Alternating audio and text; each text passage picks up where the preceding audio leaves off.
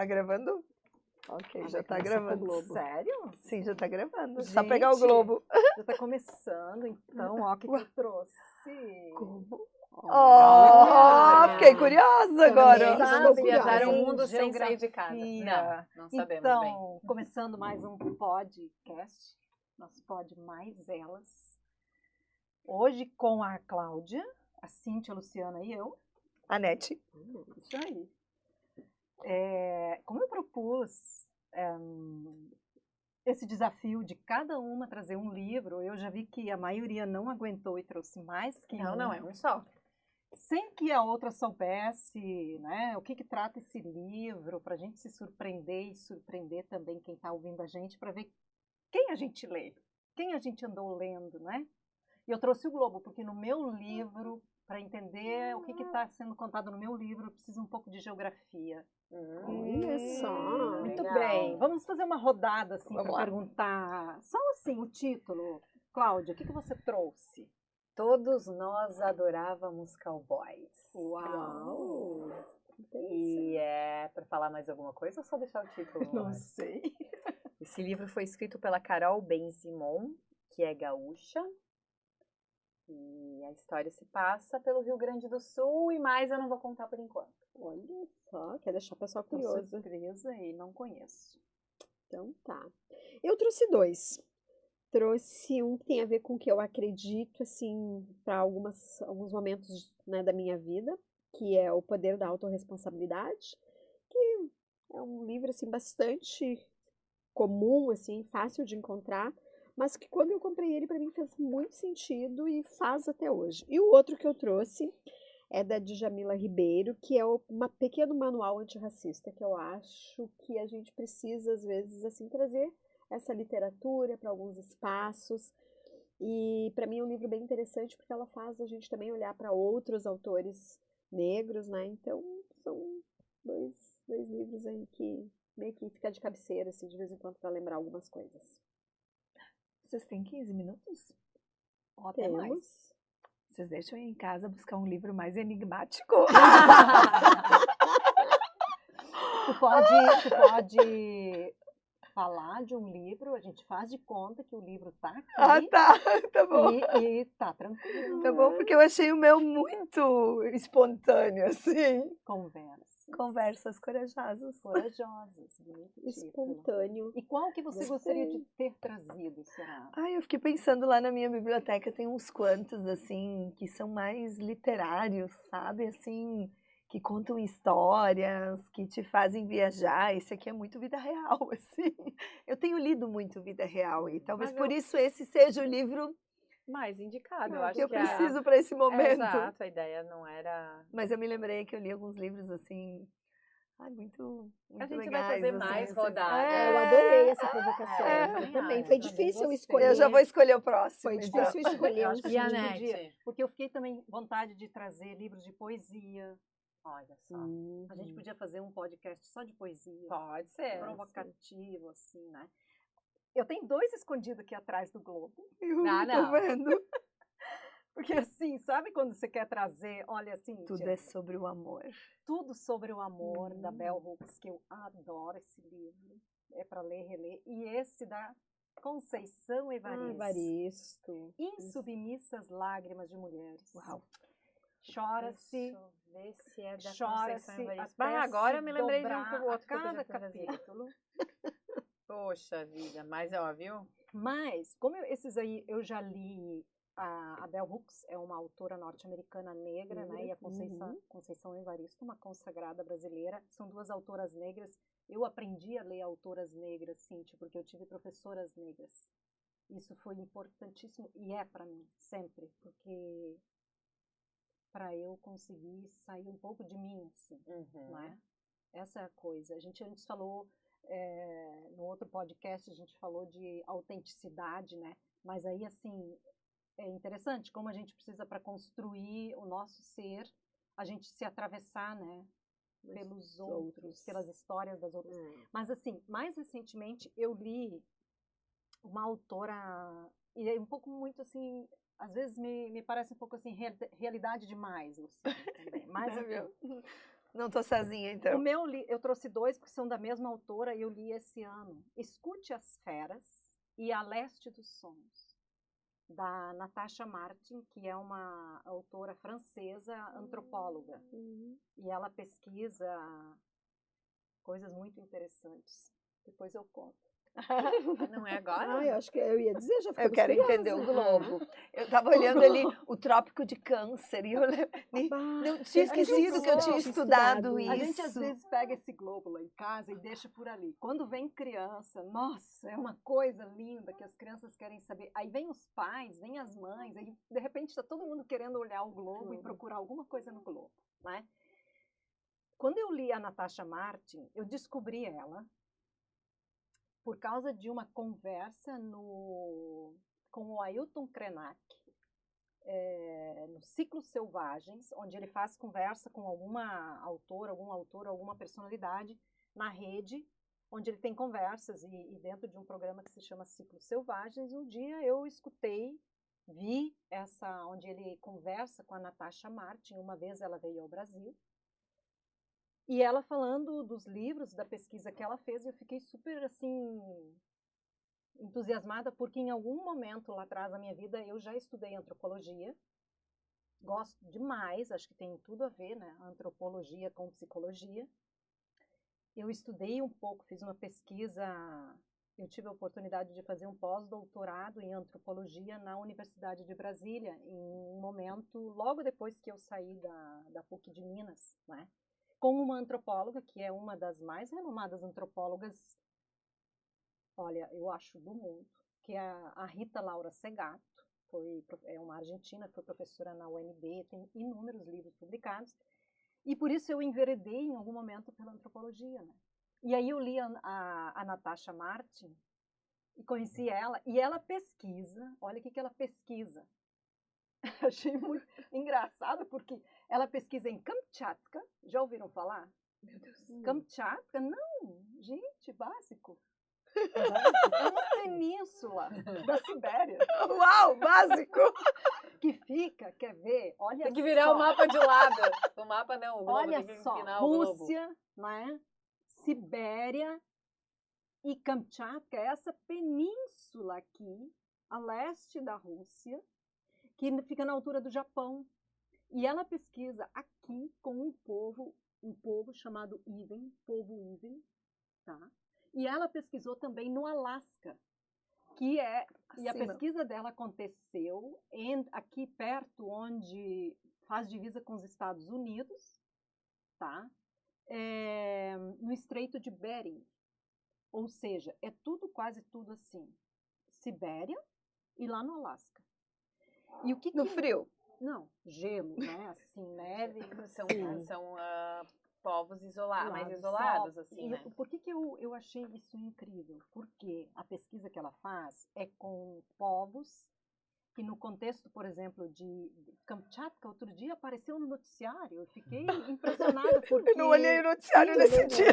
Sim, porque teve uma situação, eclodiu um vulcão, e aí eu fui olhar aqui, tem uma marquinha que diz que tem montanhas de 4.914 metros.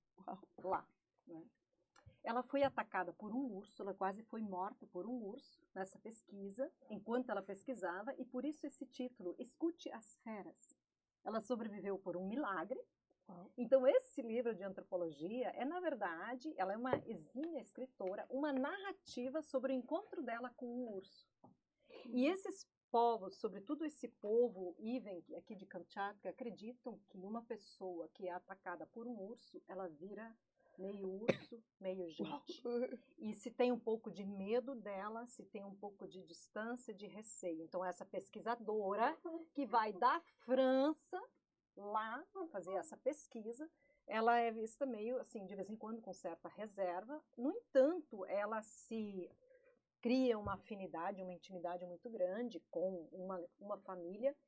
Mas o que é interessante dizer? Uma frase que ela cita no começo do livro aqui, eu não vou contar tudo, depois eu vou passar a palavra para vocês, tá? Para não ficar muito entediante aqui.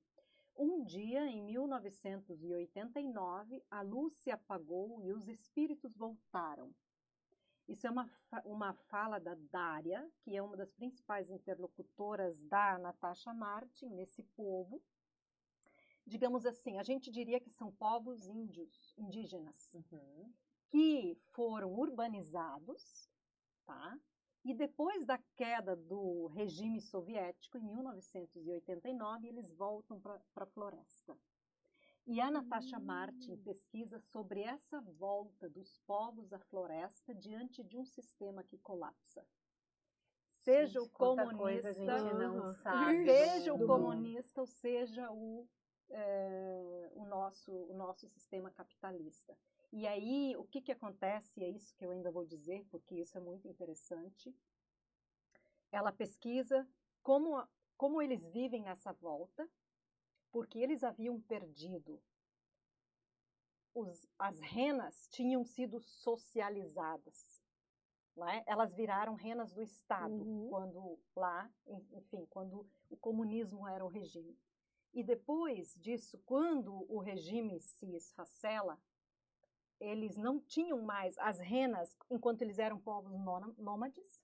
Depois eles passaram para serem renas do Estado. E agora eles não eram mais nômades, as renas não eram mais do Estado, meio que tem donos agora que se apropriam dessas renas, eles voltam para a floresta. E aí o que é mais assim, instigante, que eu gosto, que é aquela coisa para nossa existência. Eles haviam perdido a capacidade de sonhar e interpretar os sonhos como eles precisavam antes e tinham como os xamãs. Eles não sabem mais ter o domínio sobre os rios porque eles conversavam com os rios para que os rios se acalmassem, com as nevascas, com as florestas, com os animais. Não é? Por isso escute as feras, porque há todo um entendimento de que você convive de forma íntegra e interrelacionada com a natureza, escutando o todo que há fora de ti. E eles perderam isso tudo quando eles se urbanizaram, digamos, quando eles passaram para um outro modo de vida. E agora eles estão nessa questão de reaver alguma coisa da capacidade de você sonha à noite, isso significa algo sobre o que você precisa se ocupar durante o dia. Como caçar, como pescar, e todas as interferências que já existem, mesmo nesses lugares, né? Como no Alasca, onde já há a exploração do petróleo e toda a extravagância, tudo que já é extraído do meio ambiente natural. Então, o que eu gosto é essa coisa de como redescobrir um modo de viver numa situação limite, onde talvez você tenha que voltar a um modo de vida que você perdeu, do qual talvez você ainda saiba um pouco. Chegaremos neste ponto. Isso. Chegaremos neste ponto em breve? Pois é, eu acho que a nossa vida muitas vezes nos pede isso, de diferentes maneiras. Mas é instigante. Depois, A Leste dos Sonhos é muito contando os mitos, as lendas, as crenças, as dificuldades, o modo como ela vai para lá e vive lá sendo francesa. Então é um misto de relato de ser atacada por um urso, como ela enfrenta os hospitais na Rússia e depois na França. É uma coisa impressionante, uma vivência. Eu fiz uma verdadeira vivência. Uma viagem. Assim, uma viagem. Isso aí, eu fui atrás do Globo, eu fui para a internet, eu assisti, tem vídeos, né? Pequenos documentários sobre esse local. Então, eu me diverti. Repete o nome do lugar. Kamchatka. E aqui no Alasca, com K, muito Kamchatka, né? Eu, curiosamente, tenho uma comadre que é da Sibéria, né? Casou com um brasileiro e então, nós somos padrinho. A Nete vai para lá, pode contar. Não, eu fiz uma imersão tão grande, né? Nessa leitura que, nossa, é impressionante como a gente consegue, de repente, se transportar para um modo de vida e pensar e viver isso. Legal. Enfim. Achei bem interessante a maneira como tu viveu o livro, porque ela falando assim... A gente ficou com vontade de conhecer, de ler. E eu queria te perguntar, Nete, o que ela escreveu primeiro? Escute as Feras. As Feras? Sim. E depois A Leste dos Sonhos. Ele é um livro um pouco mais... Que daí ele já traz a vivência do povo nesse retorno, é isso? Que Parece interessante. que foi com a amiga doutora, não deu essa impressão. Sim, Aí eu tava eu ali com a minha sinto. amiga conversando, Conversando. e aí ela me contou o que aconteceu. Praticamente tô íntima, tô me achando assim, bem próxima. Que legal isso. E é uma maneira diferente, né? É. Porque acho que às vezes a gente fala dessa questão da leitura, né? Até a própria questão do quanto esse hábito faz parte da nossa vivência. A gente sabe que em países europeus o pessoal lê muito mais do que nós temos, né, uma tendência aqui no Brasil. Então, quando tu fala dessa maneira de viver o livro, isso me chamou muito a atenção. O quanto estimula a criatividade. Sabe? Quando tu traz o Globo, essa referência, de também tu dizer que linkar com vídeos, eu confesso, quando tu falou assim, eu vou procurar vídeos, eu fiquei pensando, quando tem um QR Code, já peguei vários livros, tem um QR Code que te leva para um vídeo, mas espontaneamente, de eu fazer esse link, deixa eu buscar o que tem, eu nunca tinha feito. Já li livros que nos convidam, mas está ali no livro. Não dessa forma como tu fez, achei muito bacana. Eu recebi mais um sinal aqui agora. Opa! Eu não sei, eu acho que são as línguas, os idiomas, porque esse Kamchatka, isso? Exatamente. E ontem à Eu nem noite sei eu passei um trabalho, assim, para conseguir falar uma palavra. Swarovski. Tão simples. E eu tive que treiná-la. Quem tá Não, e o pior de tudo era strass. Não, é assim, ó, pedras de zircônia e strass Swarovski. Ah, O mas detalhe- o problema era ali. Sim, o detalhe era que eu tinha que descobrir uma pausa entre strass e Swarovski para não enrolar a língua. Que bonito. Então os idiomas estão me chamando, é um alerta. Assim. São sinais. Cíntia, Sinais. mas ou Luciana, já que, né, vocês Cíntia, foram as vamos duas pular. últimas a Eu falei falar. muito. Porque quando você lê Jamila Ribeiro, eu tenho um livro dela também. Sim. Como que você entra nisso também? Porque sabe, ela é uma autora negra. É uma autora negra. Eu fiz em 2022 uma imersão, né, num programa de aceleração de carreira para mulheres pretas, pardas e indígenas, que vem através do Grupo Mulheres do Brasil. Eles têm um comitê de igualdade racial, então, onde propicia para mulheres, e a gente foi para esse lugar, assim, de se reconhecer. Confesso que o meu letramento racial, ele ainda acontece. Eu não sou uma pessoa que tenho profundidade, que li diversos autoras e autores negros, mas eu tento trazer sempre isso para minha literatura. E a Djalma foi um convite, nós saímos de lá todas já com esse convite, né, para ler, até porque ela estava, né, então a gente já saiu dali, vamos, né, e eu acho muito legal falar disso, porque isso aqui tu encontra em livrarias, mas tu encontra numa farmácia, tu encontra em supermercado, em posto de gasolina, e eu acho essa democracia dessa literatura, ela é muito importante por isso, porque fala de como a gente pode fazer um olhar, né, mais consciente em relação à questão do preconceito racial, e falando especificamente do Brasil. E é um livro assim que eu li ele, acho que em questão assim, de 3 horas, para falar bem a verdade, e ele é muito interessante porque ele fala de uma forma muito simples, né, como a gente olhar, né, para como o racismo ele acontece na sociedade de um modo geral, mas muito mais para fazer consciência, porque às vezes a gente diz assim, eu não sou racista, e até eu como pessoa preta posso ter postura racista, posso ter postura que esteja trazendo preconceito, né? E ontem me aconteceu uma situação eu não tinha pensado nele no primeiro momento, mas eu resolvi trazer por isso, me aconteceu uma situação muito assim, inusitada, talvez, eu digo inusitada, que meu filho passou por um processo de seleção para trabalhar numa empresa, e uma empresa muito conceituada, e eu comentei com uma pessoa, e daí eu disse assim, nossa, é muito isso, né, esse racismo institucionalizado, e a pessoa me disse assim, nossa, realmente, talvez através de cotas seja mais fácil entrar nessa empresa.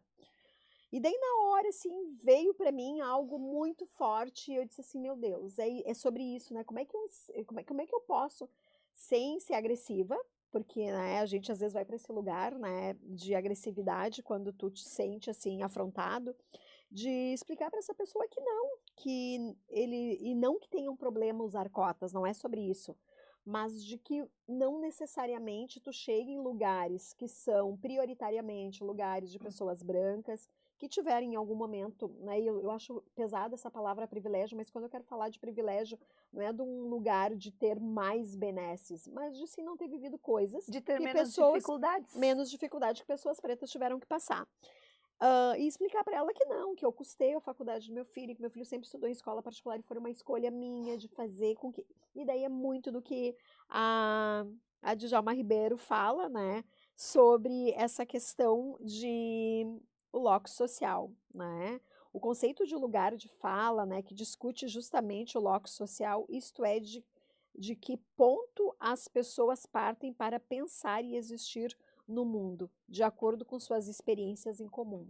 Então, assim, eu fiquei pensando nisso, essa pessoa só viveu a experiência que pessoas pretas, elas só têm acesso às coisas se elas ganham, se elas estão em lugar de dependência, se elas estão num lugar onde elas estão recebendo um favor e não de competência, né? Mas a competência também existe, né, na questão da diversidade, na pluralidade de raças.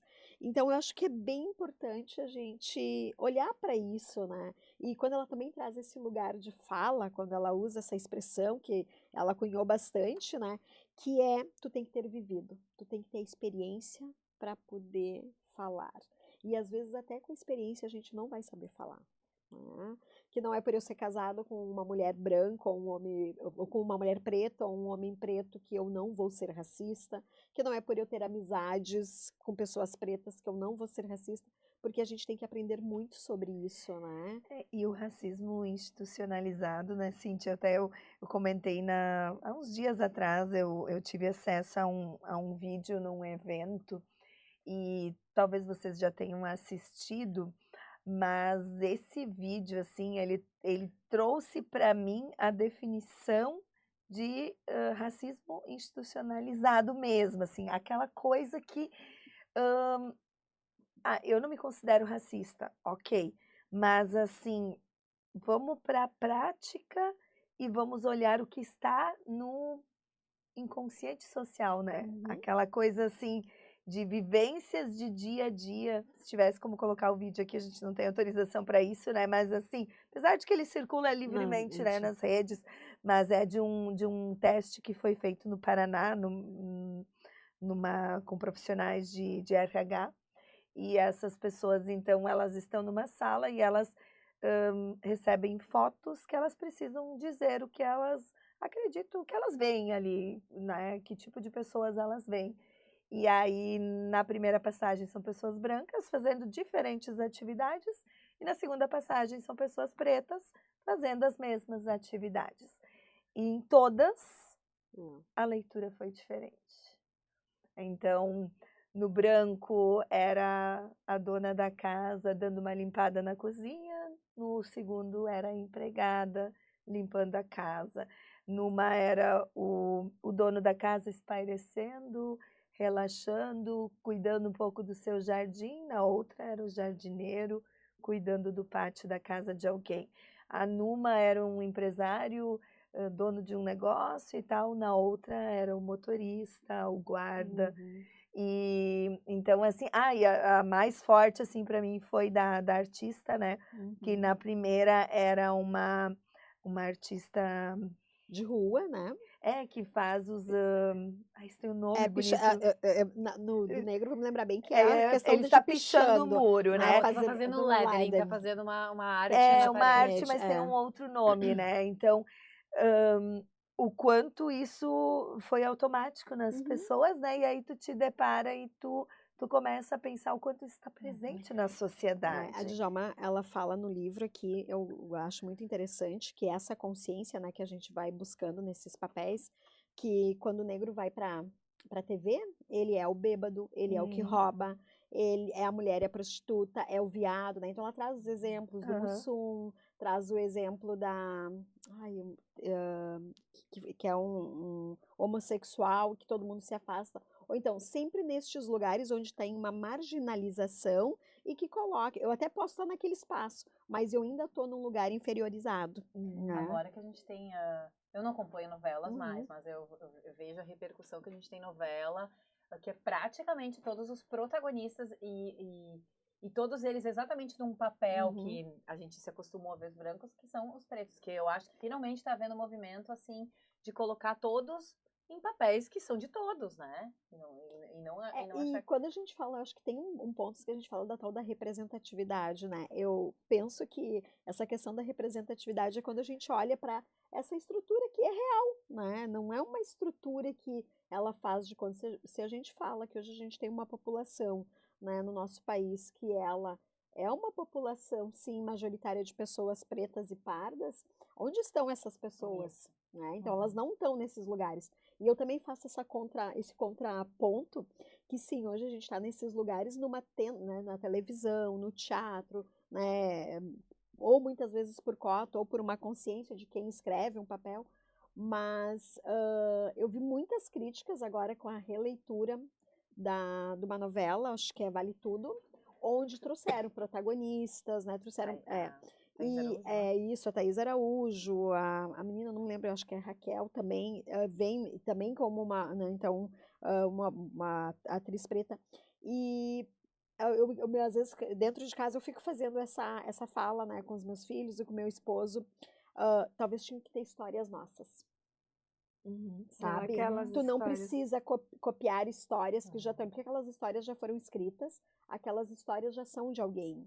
E isso eu acho que é o ponto, né? Quando a gente fala de ter autores, de ter história, tem histórias negras, africanas lindas. Nós não precisamos, e para mim esse é o ponto, né? Acho lindo a sereia, né? Tem uma sereia preta que eu me identifico. Mas quantas histórias lindas tem, né, de mitos negros, africanos, que poderiam vir. Então, talvez o ponto que eu faço, né, daí é muito meu isso, será que a gente precisa pegar histórias que foram histórias protagonizadas por pessoas brancas, não podemos ter histórias nossas? Até são histórias brancas, digamos assim. Né? Então, parece que a gente não tem referências. De novo, a gente vai para esse lugar de algo que foi tirado. Vai ocupar o lugar de... Então, acho que por isso que eu gosto, e ela traz, em outras obras, ela traz essa reflexão, assim. Temos nossas histórias também. Eu acho, Cíntia, como é difícil, né, Luciana, Cláudia, para nós mulheres brancas, né? Historicamente, as mulheres brancas estão acima dos homens negros, em termos, por exemplo, econômicos e tal, no Brasil. Em termos de renda. Né? E aí vamos lá, escolaridade, tudo. Então, no extrato social, isso é uma realidade, né? E eu assim, quando eu disse antes que eu aprendi a ler, e, enfim,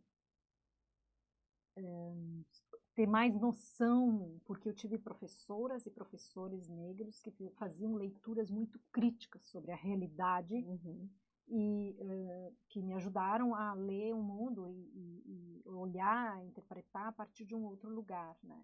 Quando eu li a Conceição Evaristo, que eu falei antes, em Submissas Lágrimas de Mulheres, é um capítulo, cada capítulo é a história de uma mulher, né? Negra com a sua trajetória, né? É tão doloroso,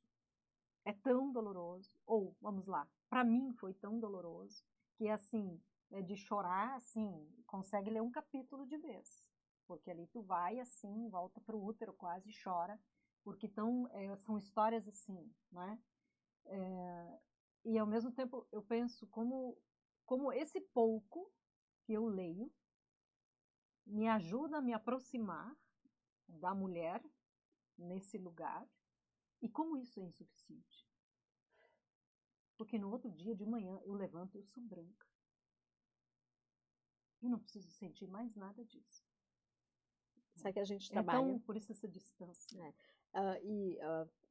Quando a gente, no Comitê de Igualdade Racial, que a gente trabalha com a aceleração de carreira para mulheres pretas, um dos pontos que eles cuidam muito é que quando são mentoras brancas mentorando, porque são só mulheres pretas, e ter essa preparação, porque tem falas, tem coisas que vêm, né? E eu me deparei com isso também, morando no Rio Grande do Sul, já com algumas concepções que para mim já estavam muito enraizadas, que tinham falas que vinham e eu não conseguia fazer a leitura adequada daquilo.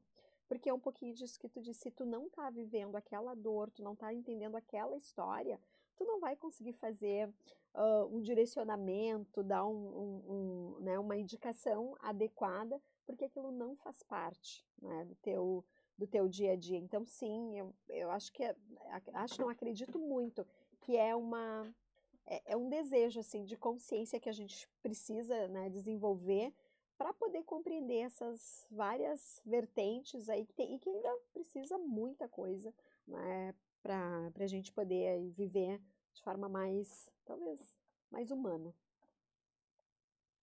Cláudia.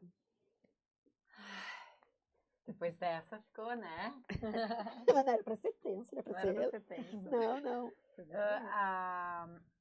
A Anete, ela saiu de Paris e foi para algum lugar, saiu da França e foi para algum lugar. A minha autora aqui, ela também esteve na França, esteve em Paris estudando e, na verdade, a autora, mas também a personagem principal, não é uma biografia, não tem nada a ver com a história da Carol, mas é uma história que a gente lê como se estivesse dando uma volta, sabe, de carro. Porque, na verdade, são duas amigas. Uma delas volta ao Brasil e resolve que eu preciso fazer uma coisa que é um pedido do meu eu, que é dar uma volta, sabe? Vamos dar uma volta, eu e você, viajar, pegar o carro e ir? Não tinha nem carro direito, mas vamos. Que delícia. E foram dar uma volta. Uma volta que durou muito mais tempo do que Uma volta. uns dias. E aí elas passam, o legal de ler esse livro é realmente como se a gente estivesse dando uma volta, porque para quem é gaúcho, então, Que é o título mesmo? todos nós adorávamos cowboys, não se engane. Tá. E elas falam sobre a rodovia, sabe? Pegamos a 116 e passamos por tal cidade.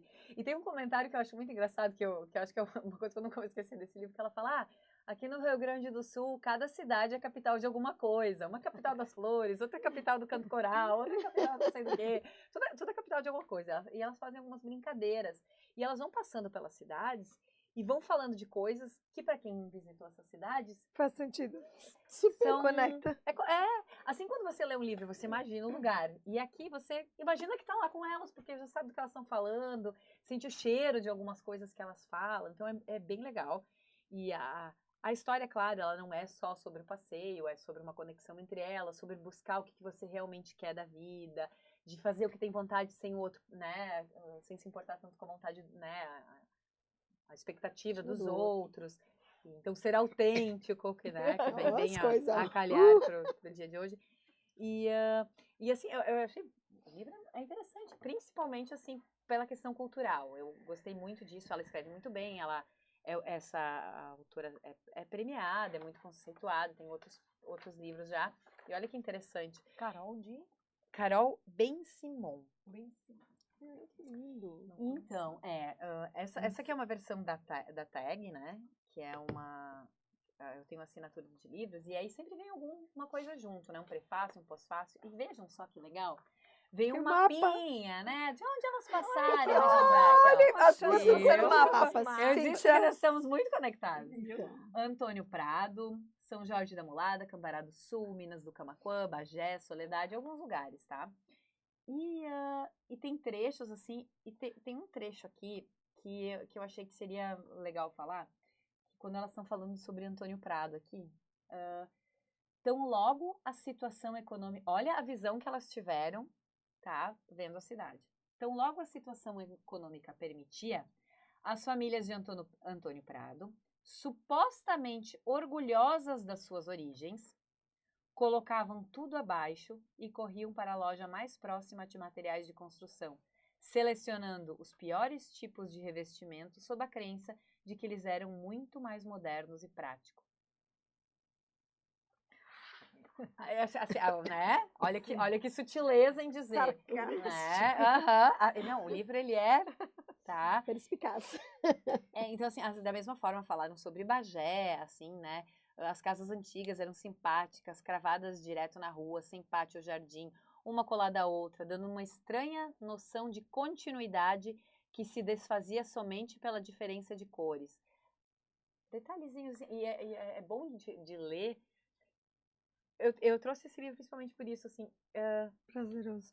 Dica para quem quer começar. Exato. Ele é um livro que eu acho que os jovens gostariam de ler, sabe? Pô, quem andou pelo Rio Grande do Sul e dá uma vontadezinha para quem ainda não conhece essas cidades, eu quero ir lá ver do que ela tá falando, né? E não é assim, vou ter que ir lá para, como é que é o nome do lugar que a gente Kamchatka. É um lugarzinho mais perto, né? E aí dentro disso, assim, a gente fica, ele tem um pouco de mistério na relação das duas amigas. Fica um suspense se há um romance ou não. Então, assim, ele é envolto de viajar, tô aqui nessa cidade, eu sei onde que é, passou tal rodovia, fica ali, né? Tô viajando junto com elas. E daqui a pouco, uma discussão meio existencial, uma coisa de o que cada uma tá sentindo, que a outra tá correspondendo ou não tá. Então, é envolto em um drama que vai acontecendo na viagem. E no verso aqui do prefácio, tem uma fala do Mark Twain que eu acho que talvez sirva também para aquilo que tu estava falando, Anaite. Olha que interessante. Viajar é fatal... Vai fazer até para o que tu disse. Viajar é fatal para o preconceito, a intolerância e a pobreza de espírito.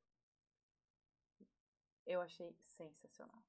Então, assim, seja uma viagem para dentro do livro, seja uma viagem para rua aqui do lado, para a cidade do lado, seja uma viagem para Kamchatka. Não vou saber dizer. Kamchatka. É muito difícil para mim. Difícil também. Kamchatka. Insiste, Cláudia, eu consegui, tá? Tá bom, que bom. Foram uns 40 ensaios, eu consegui. Então, eu sugiro, inclusive, assim, é uma dica. Esse livro aqui acompanhou uma das minhas melhores amigas aí no hospital, nos momentos que ela estava se despedindo do pai dela. Foi uma das leituras que eu escolhi, que ela me disse, eu quero um livro, e eu escolhi esse, porque achei também que ela ia se sentir em casa, acolhida, né? Uma certa conexão por ser aqui da região, enfim. Muito bom. É isso. Gostei de conhecer. Luciana. Não conhecia. E agora, Lu. Vamos lá. Conversas Corajosas. Eu não li todo o livro ainda. Estou lendo em pílulas, em partes, porque é sobre um assunto que eu continuo estudando bastante, que é a comunicação não violenta. Mas a Elisama Santos, ela traz todo o trabalho voltado para a educação. Então, a educação não violenta. E aí eu me lembrei que o primeiro livro dela que eu li, ele me impactou mais que esse aqui. Esse aqui eu trouxe porque eu estou lendo. Mas o primeiro dela, não sei se alguém de vocês já leu, mas todo ser humano deveria ler, no meu ponto de vista. Por que gritamos? Nossa, interessante o título. Já se fizeram essa pergunta? Eu acho que você uma vez já mencionou aqui sobre esse livro. E essa ideia do o que representa o nosso grito, né? Então, por que gritamos? E aí ali naquele livro ela traz essa visão, claro, voltada para a educação, para as crianças, para a família, para a escola, mas a gente leva para todas as esferas da vida, né? Entendendo o grito de um ser humano como uma necessidade não atendida, algo que ele não tem resolvido dentro dele, que parece lógico, mas a gente, quando grita de volta, a gente não está parando para concluir isso, né? Para olhar para esta realidade. E aí, a partir dessa perspectiva de tentar entender o grito, que claro, também vai ter toda uma questão de aprendizado cultural, mas aqui ela foca mesmo no ser humano. E eu, na época que eu li, assim, me impactou muito, muito, porque, principalmente com o olhar para a educação, né? O quanto a gente foi e ainda ocorre essa educação pelo poder, né? Pelo tom de voz, pelo grito mais alto, pela imposição, e o quanto o mundo pede dessas pessoas uma postura diferente quando elas chegam em qualquer espaço, né? Esses jovens, essas crianças, esses adolescentes.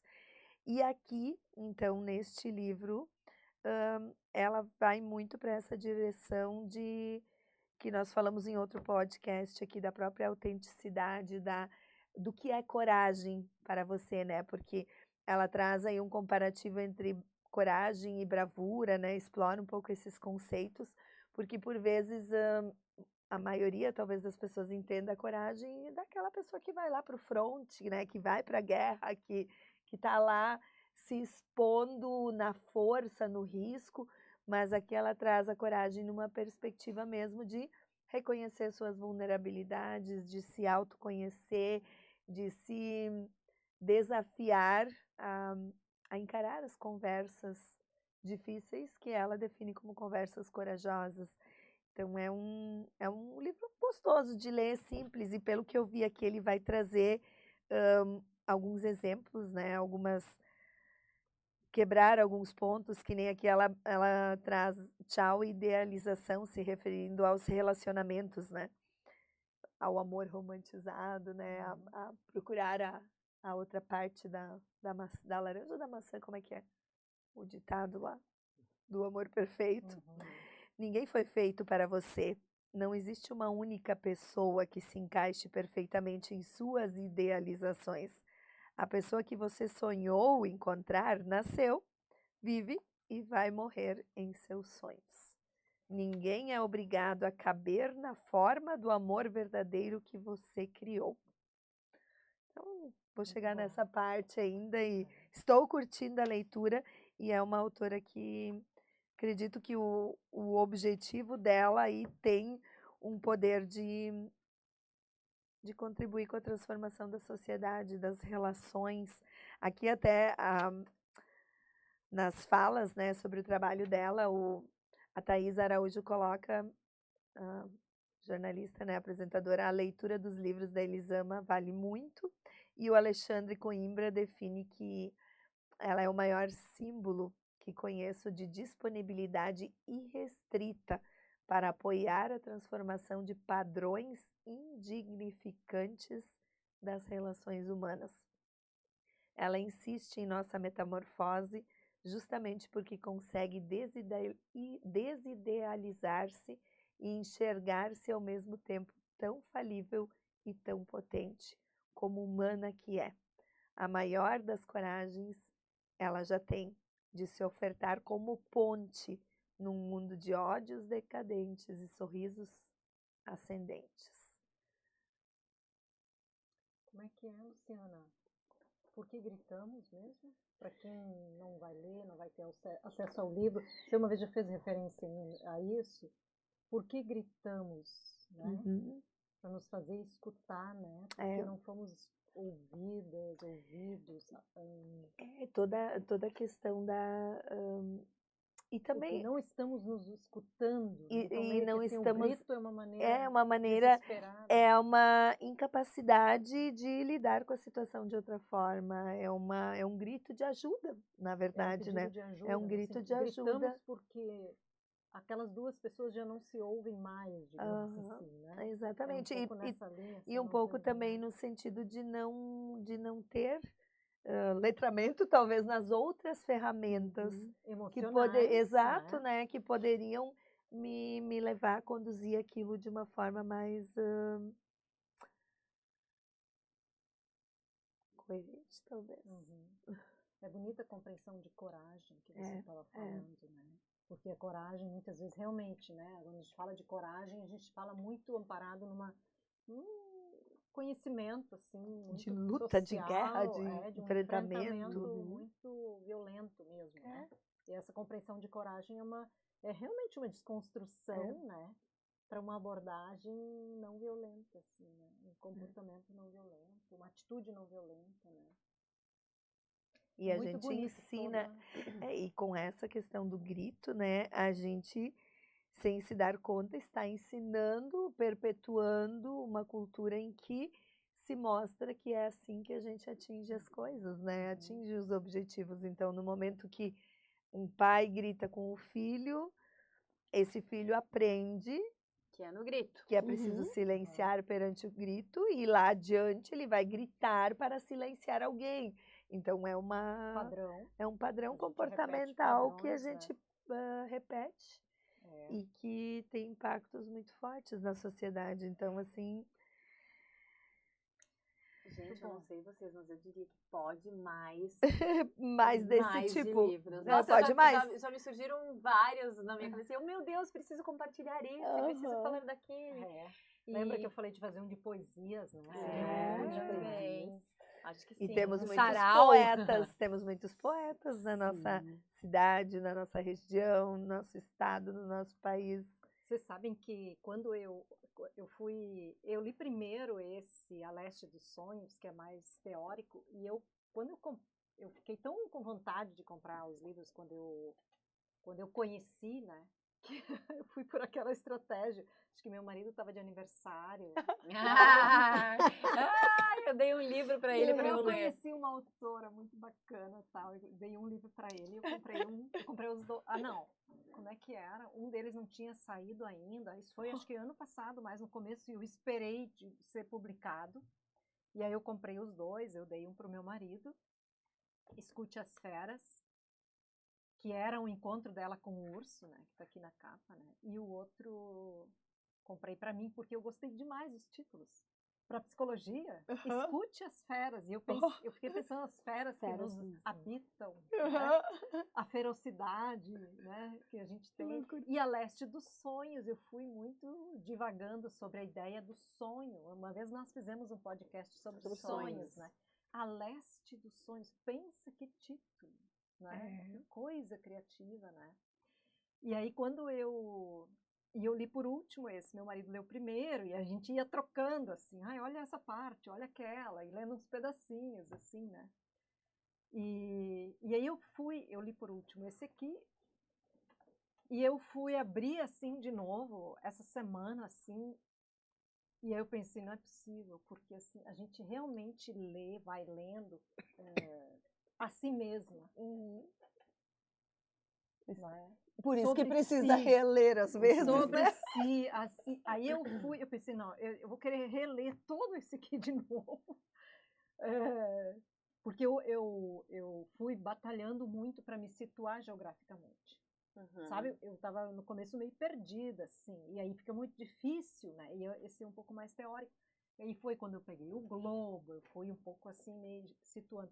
Aí eu reli um parágrafo, e eu pensei assim, nossa, é psicologia pura. Posso ler um pedacinho? Claro! Vamos fechar assim, o podcast com essa leitura. Dizia assim, faz alguns dias que chegamos a Tuayan, o nome do lugar.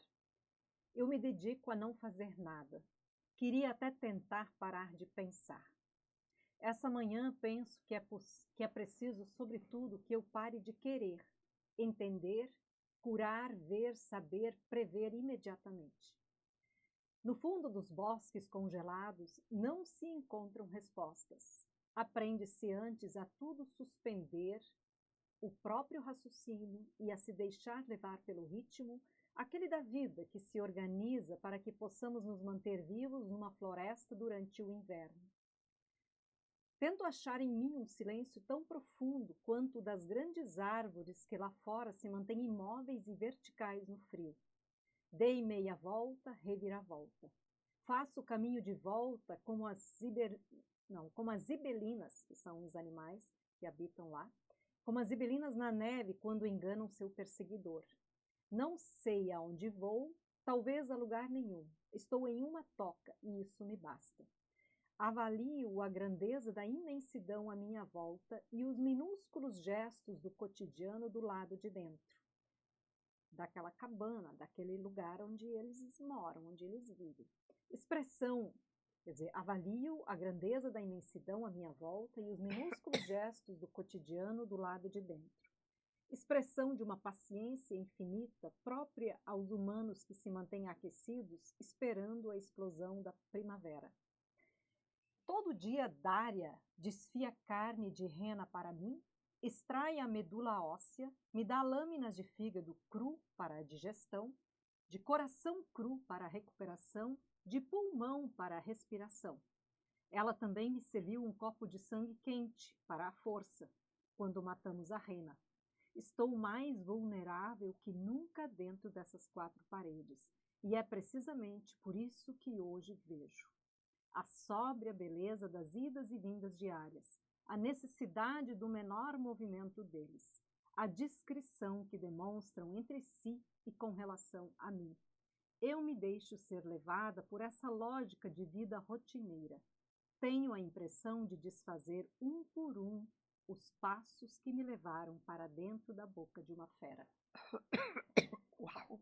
É porque quando ela foi atacada pelo urso e ela passa por meses de reconstrução facial e tudo mais, ela é levada de volta para a França depois de um tempo lá nos hospitais na região.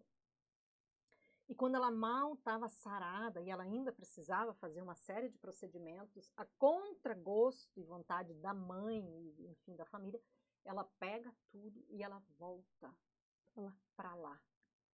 Né? E aí ela é acolhida nesse lugar e recebe esse tratamento e tem essas, né, esses pensamentos e essas sensações, esses sentimentos assim. Ou né, de seja, uma ela vai volta. se curar onde Isso. onde ela foi ferida. Exatamente, né? Meu Deus, que livro Uau! Eu achei intrigante. Bom, É vamos uma trocar agora os vivência. nossos livros? Estão à Muito disposição bom. em dois Oh, sentidos. isso aí. fica a dica, né? Fica a sugestão, inclusive, para as rodas de conversa. Cada uma leva um livro, cada um leva um livro Conta. e tem papo garantido de qualidade, E nós com vamos muitas repetir. reflexões. Tá valendo. Pode mais.